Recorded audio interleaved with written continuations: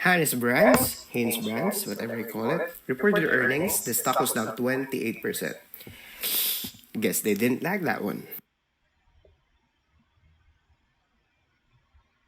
Hello, fellow investors. I thought I'd screen this stock again because it's getting a lot of attention from shareholders right now, and maybe I can part them my thoughts about the stock, valuation wise.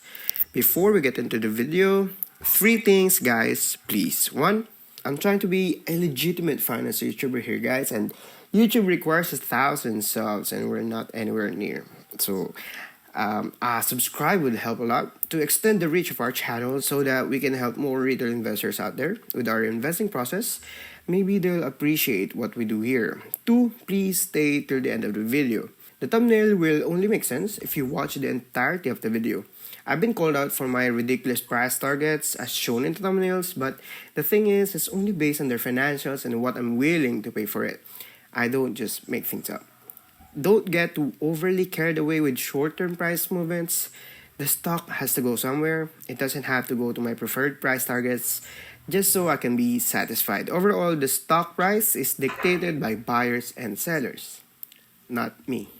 Three, guys, if you believe in my process of valuing stocks, I have a Patreon that would help you with entries. I don't FOMO, guys. I buy earlier than some funds and even before people start pumping it on CNBC. I give individual stock picks. Again, only if you're serious.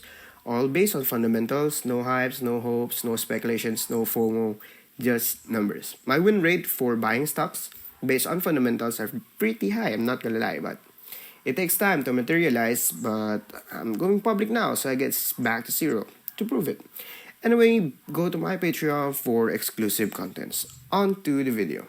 The last time I screened HBI was at $6.35. I made a prediction that it would make new lows from when I screened it. I think this will make new lows just by looking at this data here. Previous quarter's lows, the multiples are cheaper. That means buyers are paying for more this quarter with the fundamentals weaker than the previous quarter. And it did, $5.65. If you shorted it from $6.35, that's a decent 11% gain to lows of $5.65. If you bought and didn't listen to me, you made more, 39% gain at peak of $8.8. But if you timed it perfectly, you gain 55% trough to peak. To be fair, I did tell you to only trade it, don't own it. And this is what I've been telling people. The stock has to go somewhere. It doesn't have to fall forever, right? I just wish you sold at the game because this is... You got rug pulled here. That's 15% gap down from previous close. That's why I hate holding stocks at earnings, especially when I didn't get it at my preferred price and the estimates are to the downside. The risk reward is very low and unattractive. Technically, over time, gaps almost always get filled, but to help backholders get out of their positions, believe me, there are institutional buyers here. You're not alone. So I won't be surprised to see them jack up the price so that they can pull out their money untouched. But obviously, I don't know when and if it even will happen, right? Also, I did warn you about the forecast. The forecasts were to downside. Guys, forecasts are important. I didn't make those. They're from analysts and they're based on the company's outlook. So always want to consider looking at those forecasts. I didn't see the dividend cut coming, but they did have high debt levels relative to their cash and cash flow positions when I last screened it. So to cut costs, I guess that's only right. This is why, guys, dividend investing is such a poor investing process, especially when you're buying stocks like this, low margin stocks. Low margin stocks have the tendency to not be profitable for several quarters, so they either issue back shares or resort to taking on debt just to provide you those dividends.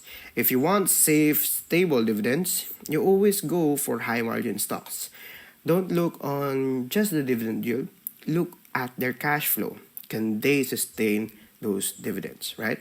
Don't settle for single digit margin stocks like retail, automotive, airlines, and many more. Just my advice.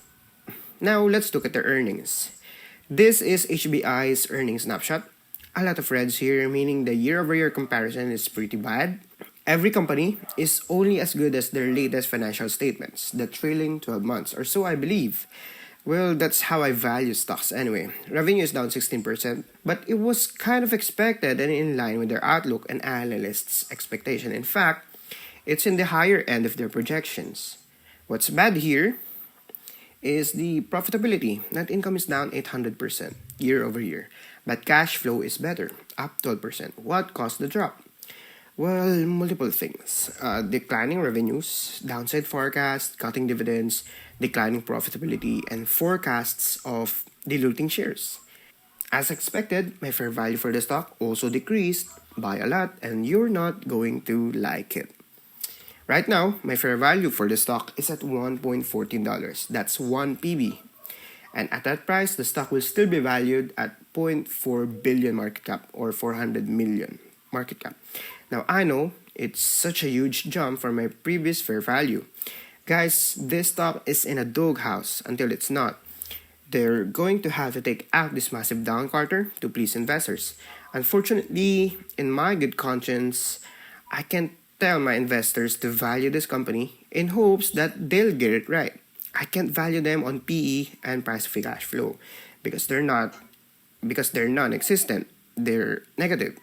You should assume the same until they do something. You can still use my previous quarter's fair value of $4 if you like, but hear me out. You can't value this on price to cash, like a stray investor would suggest, because when the stock was up at 20s, it wasn't because of their cash position. And now that they're having a bad year, basically, you shouldn't value them on cash now. Now that's everything's gone bad. It doesn't work that way. Cash is a liquid metric and should fall below assets in their books. You have to include everything when you're valuing stock, liabilities and debt included. Look at their equity, guys. Don't wait for it to go negative before you change your thesis on the stock. If equity went negative, obviously the liabilities is greater than the asset and you don't want that in a stock. Especially in retail stocks. Retail is very prone to bankruptcy. Having low margin is not the greatest thing. Take this as an example. BBBY stock, Bed Bath and Beyond. They're at par in terms of revenues. Again, revenues doesn't mean anything. At the end of the day, valuation should always match the company's profitability. Because when things goes out, you lose your hard-earned money. So yeah, guys, PS ratio doesn't mean jack.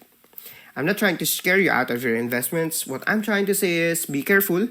On the brighter side, they're still somewhat far from bankruptcy in terms of solvency, in the near term anyway, so they have time to turn things around. $1.14, now is that going to happen? Maybe, maybe not, I don't know. $1.14 is just a mirage fair value, more like a pseudo fair value if you will. I use this when there's not really a metric to help value a company. When profitability is not in sight of their financials, you have to resort to valuing them at the very core of what they have, or what they are, their books, their equity. Now, you can still be a buyer and just hope for the best. Hopefully, people will still need underwear and some apparel, right? But that's not investing, is it?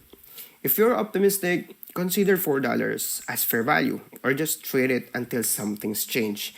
I'd say it again, trade it, don't own it. But if you're stubborn, look anything below $4. Again, guys, forecasts are still to the downside. I seriously don't think you'll get anything below $4 this quarter at least. But if you want to buy HBI, maybe wait for it to make new significant lows because the fundamentals dictate so. That's my take on HBI. Again, guys, subscribe. Visit our Patreon for exclusive content and deals. See you next video.